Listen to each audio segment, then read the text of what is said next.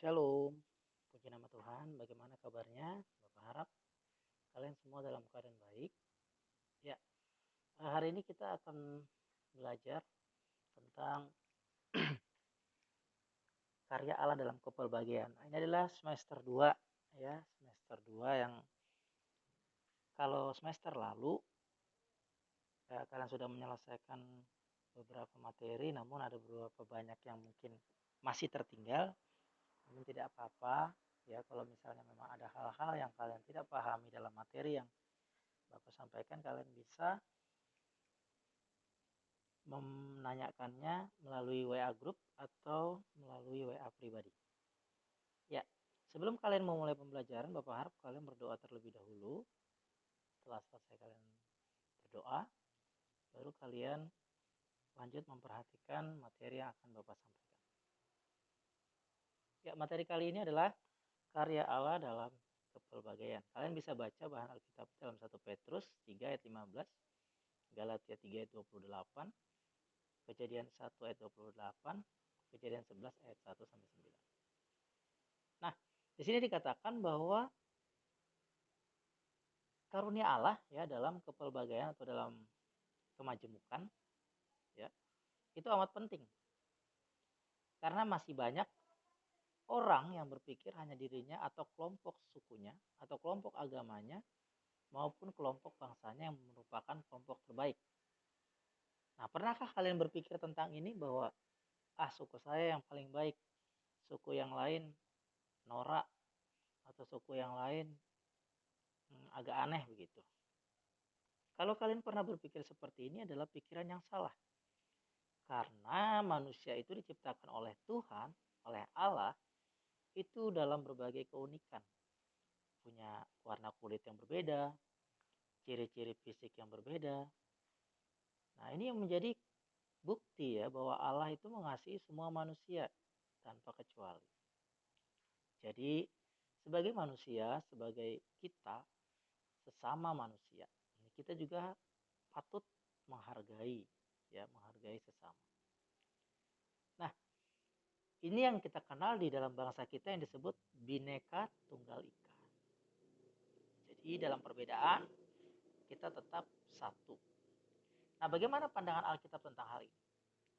Pandangan Alkitab tentang hal ini ya jelas bahwa Tuhan seperti yang di awal tadi, bahwa Tuhan Yesus sendiri ya sering berdialog dengan orang-orang dari berbagai tingkatan sosial. Seperti contohnya Nikodemus ya, tahu kan? Nikodemus itu adalah seorang ahli agama, ahli Taurat. Artinya orang-orang terdidik, orang pintar ya. Sedangkan Zakheus adalah orang yang dikenal sebagai penagih pajak. Jadi orang-orang gak suka sama dia. Sedangkan perempuan Samaria dikenal sebagai orang berdosa. Beda kan? Antara Nikodemus, Zakheus, dan perempuan Samaria. Nah, ini Tuhan Yesus ya, itu tidak memandang atau tidak membeda-bedakan dari mana atau latar belakang masing-masing orang yang ditemui. Begitu juga dengan Rasul Paulus. Ketika dia ada di Athena, Yunani, dia berdialog dengan para pengikut atau penyembah berhala. Ya, tidak anti dengan orang-orang yang mungkin percaya dengan berhala. Namun dengan tujuan agar melalui interaksinya mereka dapat menyatakan kasih Kristus buat orang lain. Bahwa Tuhan Yesus mengasihi semua orang. Nah, inilah yang harus dimiliki oleh orang percaya, yaitu kita. Orang-orang yang mempercayai dan mengikuti Kristus.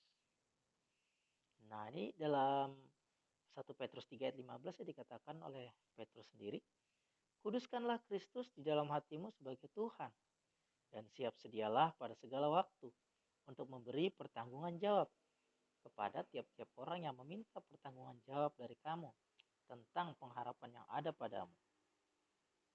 Tetapi hendaklah dengan lemah lembut dan hormat, dan dengan hati nurani yang murni. Nah, ada makna ya yang bisa kita lihat dalam hal ini. Yang pertama, kita harus menguduskan Kristus di dalam hati. Semua ajaran Tuhan, Yesus, dan kekudusannya itu harus dihayati, dijalankan, dipelihara. Jadi orang Kristen tidak mungkin melakukan ajaran imannya kalau tidak menguduskan Tuhan. Artinya dia melakukan apa kehendak Tuhan, bukan kehendak dirinya sendiri ya. Yang kedua, dia mempertanggungjawabkan iman. Kalau kita merasa sudah menjadi orang percaya atau orang Kristen, itu jangan sampai hanya menjadi Kristen KTP. KTP yang dituliskan di KTP saja. Ya. Bagi yang sudah punya KTP, hanya tertulis agama Kristen. Tidak, tapi harus menunjukkan seluruh sikap yang sesuai dengan kehidupan Kristen atau kehidupan Kristus yang sesungguhnya. Ini disebut mempertanggungjawabkan ya. Jangan cuma bilang, iya saya percaya sama Tuhan Yesus, tapi tidak melakukan. Ingat, iblis juga percaya kalau Yesus itu adalah Tuhan. Namun dia tidak melakukan apa yang Tuhan perintahkan. Yang ketiga, dengan lemah lembut dan hormat serta hati yang murni. Hati yang murni, tulus ya, ikhlas. Kalau bahasanya kita di Indonesia itu ikhlas. Jadi harus dengan hati yang lemah lembut. Nah ini, dalam pergaulan dengan orang yang berbeda-beda, kita dapat melakukan apa yang dikatakan oleh firman Tuhan ini. Supaya kita dapat menguduskan Tuhan, mempertanggungjawabkan iman, dan juga menunjukkan identitas kita dengan melakukan, mengerjakan kebenaran firman. Nah mungkin ini materi yang kalian dapatkan pada saat ini ya. Apabila ada pertanyaan, kalian bisa menanyakannya melalui WA group atau melalui WA pribadi. Nah, ada satu saja pertanyaan Bapak yang harus kalian jawab bahwa bukti kalian telah membaca materi ini dan telah mendengarkan video ini. Jadi pertanyaannya adalah bagaimana ya sikap kamu ya terhadap perbuatan yang dilakukan oleh masyarakat setempat yang ada ya di dalam cerita ini. Ini ada cerita nih ya. Pada tahun 2012 dan seterusnya. Kalian kasih aja pendapat ya. Jadi Bapak hanya minta kalian kasih pendapat. Dan jawabannya kalian kirimkan melalui Google Classroom. Mungkin itu saja yang bisa Bapak sampaikan. Apabila kalian telah mengakhiri kegiatan belajar ini, Bapak harap kalian berdoa terlebih dahulu. Berterima kasih kepada Tuhan. Terima kasih buat perhatiannya semua. Apabila ada salah kata, Bapak mohon maaf. Bapak akhiri. Selamat pagi. Selamat belajar. Tetap sehat. Tuhan Yesus memberkati.